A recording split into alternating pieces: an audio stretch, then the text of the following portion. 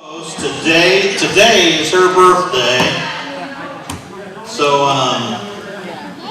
let's share some memories. How about right over here, Mary and Becky? What's your favorite memories about our grandparents, Everett and Grace Porter? I don't remember all that. Becky's got one. Becky, you're a grandma. Mama was a good lady. I tell everybody how good and humble she was, and how I wish I was more like her. She was a good person. Papa was a really great guy, you know. They go to the cemetery. Yeah. Or they go on. They went to the cemetery. They went to the funeral home with anybody. Yeah. You know. Nursing homes. Yeah. Check people out, even though they didn't know them. They find out those kids on somehow. Did you ever hear this? My favorite saying, Mama would be telling us about something. She said, "Oh yeah, that's when Uncle So-and-so was laying a corpse." And one thing I could say about her, I'm a mail carrier. And Grandma was always good about when she went and checked the mail. She took her apron, cleaned the mailbox out, and everything with it, cleaned all around. I wish I had more carriers, more people like that. Because I kept thinking, what's she doing that for? But now I know. I'm glad she did. I did not know that. Ed, what's your favorite memory about your mom and dad? Well, my favorite memory was it started me down the right road. Dad was a wonderful dad. Could fix about anything. Wonderful dad. And then started business together for a few years, and then I bought him out, but he was still helping. Still there. So couldn't have a better day. Taught me about Jesus and taught me how to like God. Other than Mom, wonderful. I know you got more. Keep thinking. Scott, what's your favorite memory about grandparents? Well, my favorite, there's a lot of them, like you say, but one thing I comes to mind a lot, Papa would be in the basement working on things. Grandma, of course, would be talking most of the time. And she'd be upstairs and she'd be saying something and he thought it was something for him. And he'd say, "Well, what did you say?" And of course, he didn't hear it again. And what was that? And he'd walk to the stairs where he could hear it upstairs, and he'd say, "Well, shoot, Grace, if you're going to talk, you got to hear where I can hear what you say." Sherry, you got a memory you want to share about our grandparents? Me and Scott had been married too long, and of course, Papa Porter had gotten sick, and sometimes he made it to the bathroom, sometimes he didn't. So me and Scott stayed all night with him, several nights there so Scott could help out with his grandpa. And Everett, I know you gotta go to the bathroom. Get up and go to the bathroom. He said, "Grace, lay down and go to sleep. I don't have to go to the bathroom." So anyway, this went on for several minutes, and me and Scott in there just rolling. And in a few minutes, we heard feet hit the floor. And it was Grandma Porter, and she blowed the toilet absolutely away.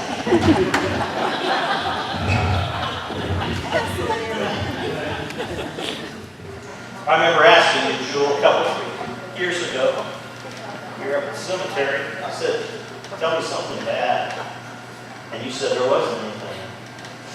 I appreciate that. They like nothing bad about it. They're good people.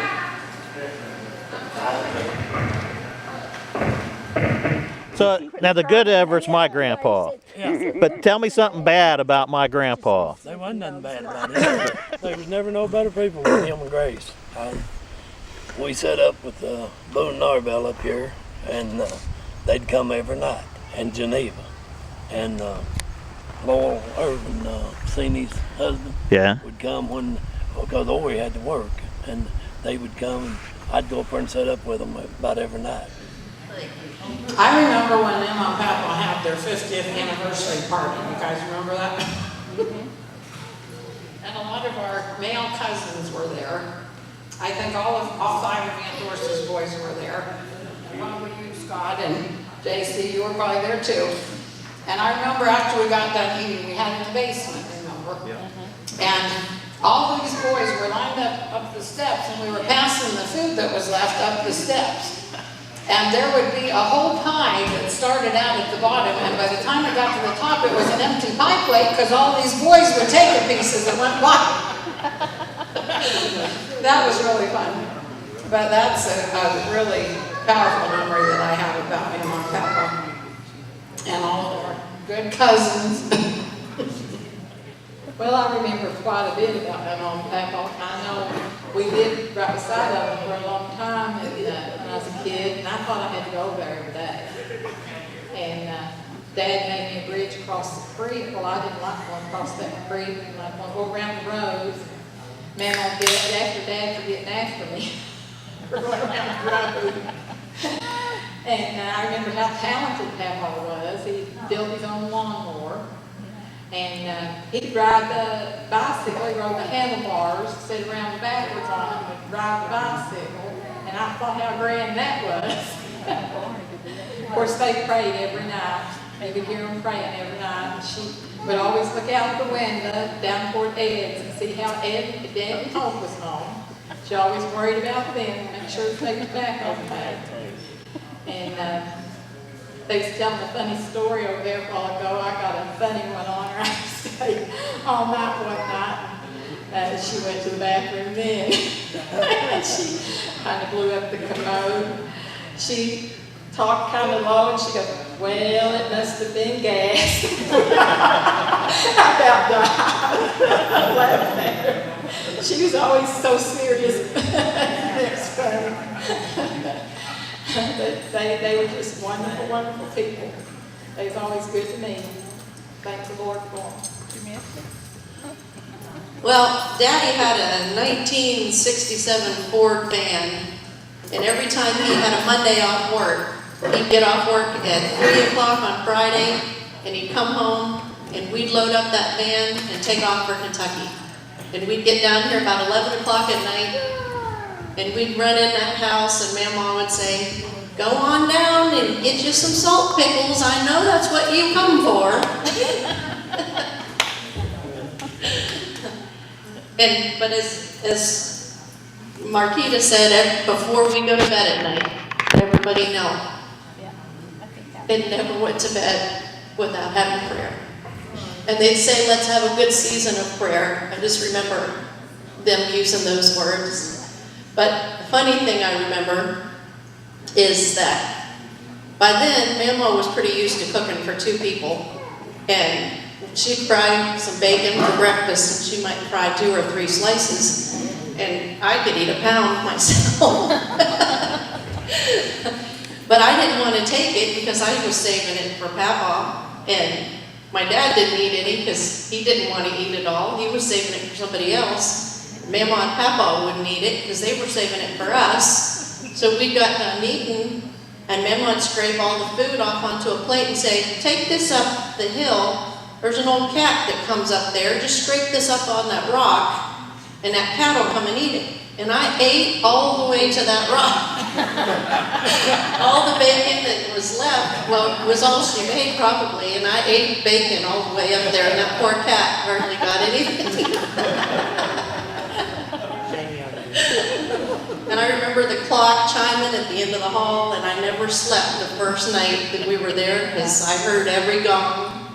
And she put me up in that big feather tick bed at the end of the hall and leave the casement window open, and you could just hear the crickets and the frogs, and I could just go right to sleep until the clock gonged.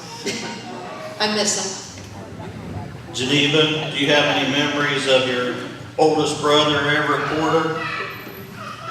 Well, I was just 3 years old when he got married and left home, so I wasn't with as much as the rest of the 3 boys. That's right. But he was a good brother. I know I had a tooth pulled and it bled. He sat with me all night and packed that tooth. And that was good brother. I never forgot him either. Ed, you got another story about your mom and dad? One night, I run up to the house real fast, started in the door, and I heard somebody walking inside. I just turned around and sat down and looked in the window. They were both on their knees, praying for neighbors, children, and all. And I thought, how wonderful it'd be if we could back that up. We want that again, it would be good.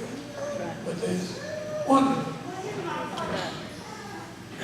You told me one about your mom, how you were driving a truck in Mansfield, and what would she do when you would come home for the weekend?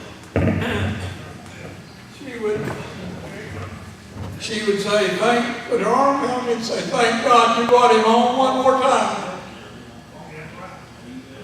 Anytime we're out, come in, baby. Do what we shouldn't be doing. You told me you had beer on your breath and you turn your head. So Oh, yeah. she didn't know. That's right. Tried to hide it from you. Yes. Bye-bye. Uncle Ed, would you close us out in prayer? Gracious Father in heaven, what a joy it is to talk about. We have such wonderful memories of parents, of grandparents, families, friends, loved ones. What a joy it is to be a part of the family of God.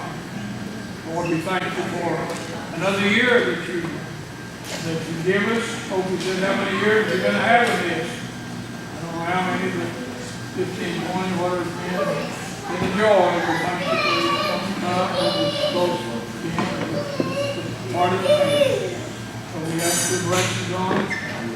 Bless each one that has a part, food to eat, all. Thank you for all. Give you praise for all